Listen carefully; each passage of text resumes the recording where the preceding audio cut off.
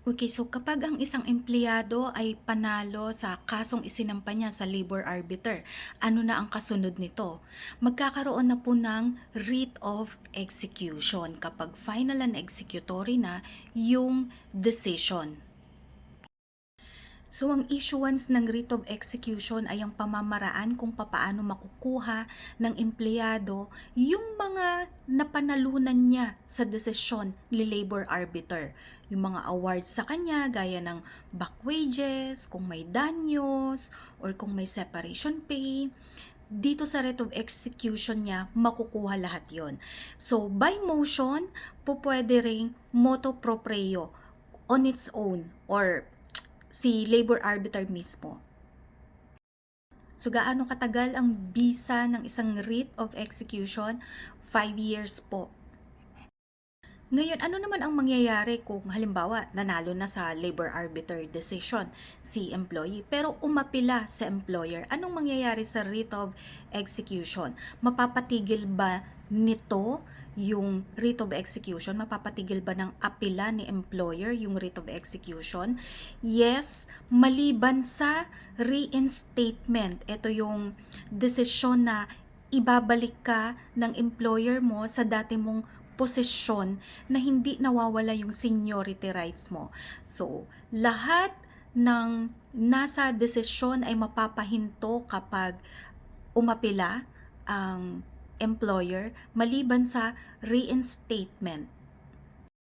Kung may order of reinstatement mula sa desisyon ni labor arbiter, i-reinstate ang empleyado sa dati niyang posisyon at hindi nag-comply ang employer, maaari siyang humarap sa charge ng contempt dahil sa kanyang hindi pagsunod sa utos ni labor arbiter.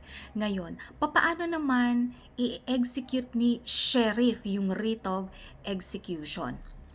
Kapag meron ng writ of execution, mauuna muna yung bank deposits. Doon muna sa cash magpo-proceed si sheriff. So, cash deposits, kung may cash bond, or dun sa surety bond.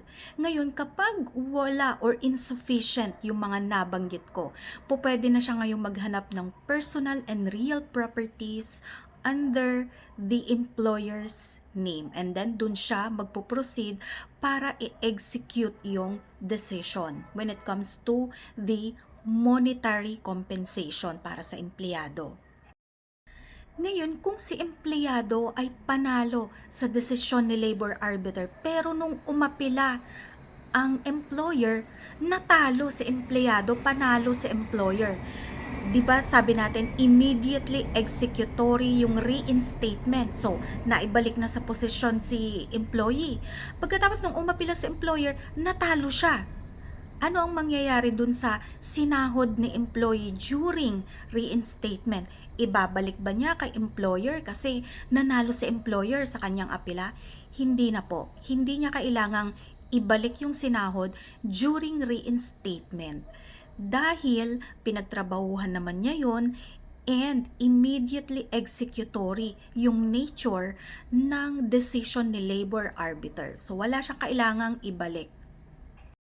Ngayon, kung magpo-proceed si sheriff sa bank deposits ng employer, pwede bang mag-refuse si bank na mag-comply sa writ of execution? Hindi. Or else, kakaharapin nila ang contempt charges at pwede silang maparusahan sa ilalim ng revised penal code. Ngayon, pwede ba na mag-refuse sa employer sa writ of execution na gagawin ni sheriff? Hindi. Kasi same lang din, makakaharap sila sa contempt charges and pwede silang maparusahan under revised penal code.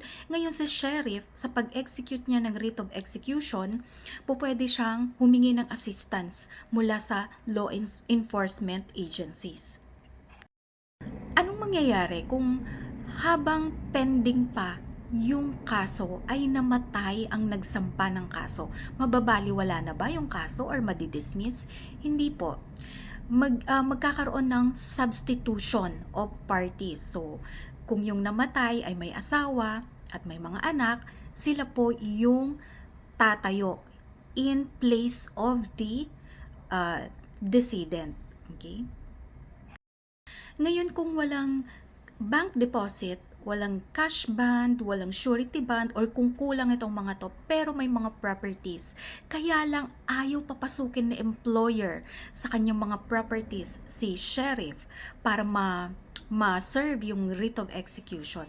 Anong mangyayari? Meron po tayong tinatawag na break open order.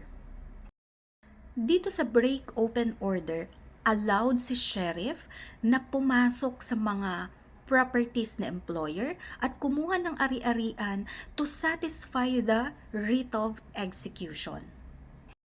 So, tandaan ninyo, kapag nanalo na kayo sa labor arbiter sa kasong isinampa ninyo laban sa inyong employer, immediately executory yung decision na yun. So, kailangang i-implement o ipatupad agad.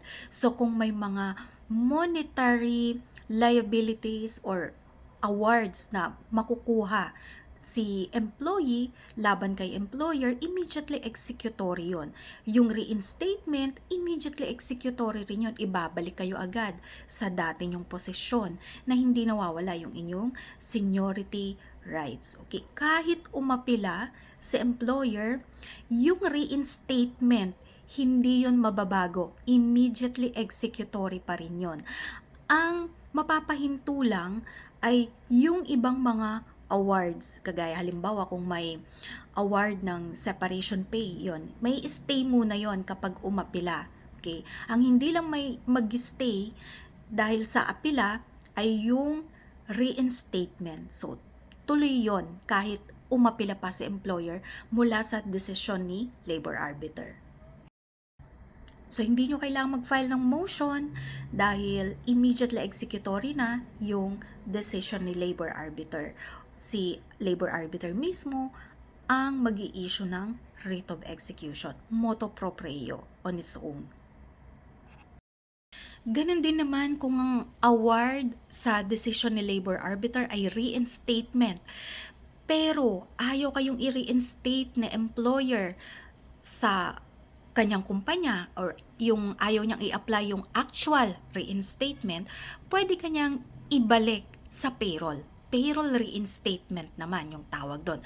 Pwede pa rin yun. Okay? So, babayaran ka lang niya ng sahod, hindi ka nagtatrabaho. Reinstated ka sa payroll lang.